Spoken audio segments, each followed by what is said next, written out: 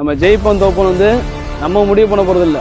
கிரவுண்டுக்குள்ளே போகிறதுக்கு முன்னாடி கிரவுண்டுக்கு வரதுக்கு முன்னாடி 2 விஷயம் இருக்கும். மைண்ட் செட் வெளியே இருக்கும்போது பயம் வரும், உள்ளே போனால் தைரியம் ஆட்டோமேட்டிக்காக வந்துடும். நிறைய பேர் மைண்ட் செட் இப்படி மாறும். ஒவ்வொரு பேருக்கும் வித்தியாசமாக இருக்கும்.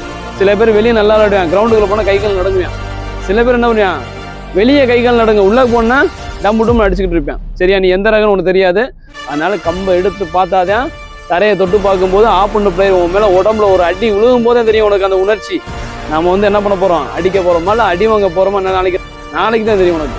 நீ 1 வருஷம் 2 வருஷம் ப்ராக்டிஸ் பண்ணியிருப்பேன், அதோட விளைவு என்னது, அந்த 1 நிமிஷம் 2 நிமிஷம் உன்னோட டேலண்ட் வெளியே தெரியும். அதனால வந்து அந்த 1 நிமிஷத்துல வேல்யூ நிற்கிறேன் உங்களுக்கு தெரிய வரும். விளையாடு, ஃபோக்கஸாக விளையாடு. அடுத்து நம்ம ஜெயிச்சு நம்மளை அடிச்சிருவேன், நம்ம தோத்துருவோம், அந்த எண்ணத்தை தூக்கி தூர எரிஞ்சிட்டு வந்துரு. சரிங்களா, அப்படியே கிடையாது. அடுத்து அடித்தா நம்மளால ஒரு அடி திருப்பி அடிக்க முடியும். நம்ம டைம் வந்து கம்பு இருக்குது, அதனால திருப்பி நம்மளால அடிக்க முடியும். உன்னை ஜெயிக்கிறவன் அப்பாடா அப்படியே இவனை ஜெயிச்சிட்டோம்னு சொல்லி அவனை வெளியே வர அளவுக்கு நீ நாக்கு தள்ள வைக்கணும். புரியுதா, மேட்ச் விளாண்டா அப்படியே விளாடணும். சும்மா அதை டம்மு டம்முன்னு அடிச்சுட்டு மண்ணு கட்டிட்டு வெளியே வருது, அது கிடையாது. உன்னை எப்படா வெளியே ஏற்றி நம்ம ஜெயிக்கலாம் அப்படின்னு சொல்லி அந்த எண்ணத்தை அவனை கொண்டு வரப்போ, சரி, அவனை பயத்தை கொண்டு வரப்போ. ஒரு செகண்ட் 1 நிமிஷம் இருந்தாலும் எப்படா டைம் முடியணும் அந்த பயத்தை கொண்டு வரணும். ஒரு பாயிண்ட் எடுக்கிறதுக்கு அவன் ரொம்ப கஷ்டப்படணும், மெனக்கிடணும். உள்ளே வந்து அடிப்பேன் அப்படின்னு தெரியும்.